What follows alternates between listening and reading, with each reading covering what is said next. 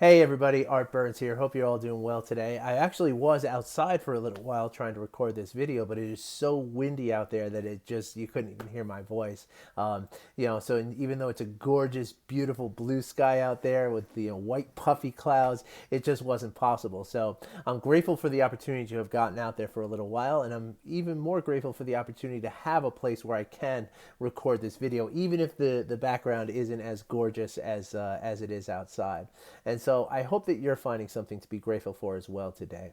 And this ties into what I wanted to talk to you about today. I want to talk today about something that's enormously important for all of us, for our mental, our emotional, and our physical well being, but yet something that is often misunderstood, very frequently overlooked, and all too often sacrificed in the pursuit of our daily grind and our daily hustle. And what I'm talking about is happiness. Okay, first of all, let me tell you how happiness can relate to stress response, right, or to stress reduction, I should say.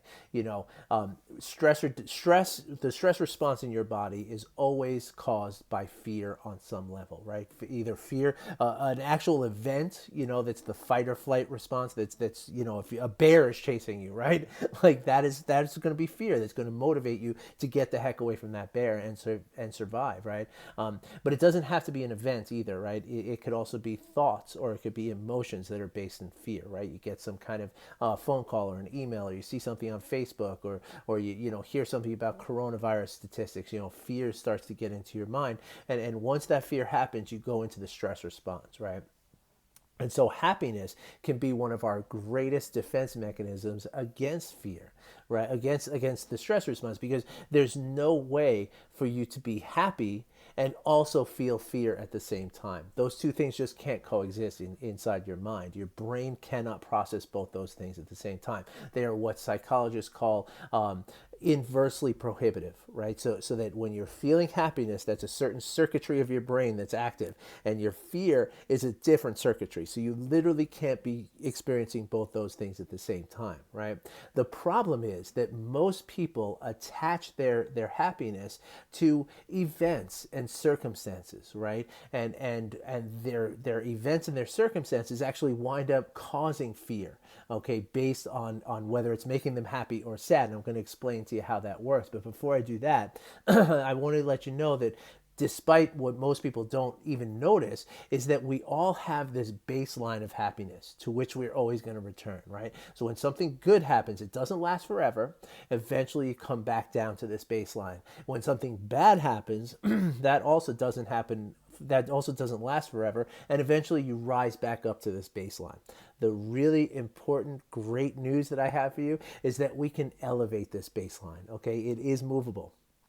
And that's where things get really exciting, okay? But back to the stress response, right? So and the stress response can come from something that you feel is actually making you very happy. And I know that seems contradictory to what I said a moment ago, but let me explain. So if you are allowing your happiness to be determined by what is going on in your life, right? Like, so you get a phone call or an email from someone that's some kind of news that makes you happy, right? Or some circumstance happens, like, outside on a gorgeous blue sky kind of Colorado springtime day, right? Like, you're allowing this circumstance to be, sort of the influence and the definition of your happiness, right?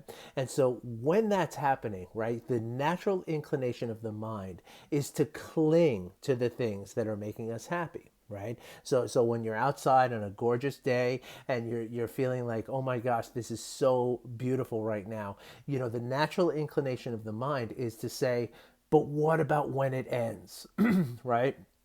And then you start thinking like, oh my gosh, yeah, there's only like maybe an hour more of this beautiful weather, it's going to rain tomorrow. Oh my gosh, now all of a sudden I'm feeling fear, right? Like that's where the thought process turns to fear. Now, of course, that's one very, very basic example, and there's many, many other examples that we could go through, right? But that's the thing. When something really good happens, we tend to cling to it because we're afraid of what's going to happen when it ends and we come back to our baseline of happiness, right? The same thing happens in the reverse. When something bad happens to you, right? We tend to not accept that thing. We tend to push it away, to show aversion aversion to it, right? In which case we're saying, this can't be happening. I'm not allowing this to happen. I can't handle this, right? Fear, fear, fear. Stress response, stress response, stress response. And then once you're in the stress response, then it's really hard to get back to happiness, right? Then now you're just throwing the scales all over, right? But here's the thing.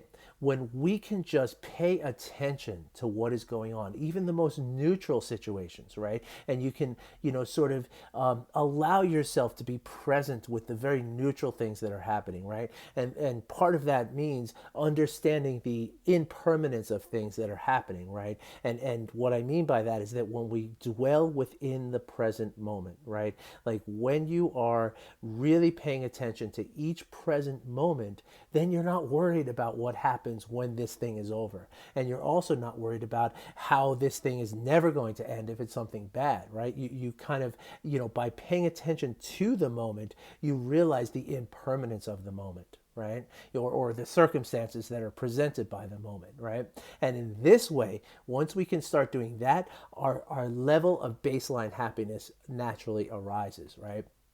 And in this way, we can just be more happy all the time. And in this way, we can avoid stress in our bodies all the time, and which leaves room for more happiness, which leaves room for more appreciation of the present moment, no matter what that thing is presenting to us, right? Whether it's something extremely joyful or extremely sorrowful, we can sort of keep a level, sort of a balance, in all of these circumstances.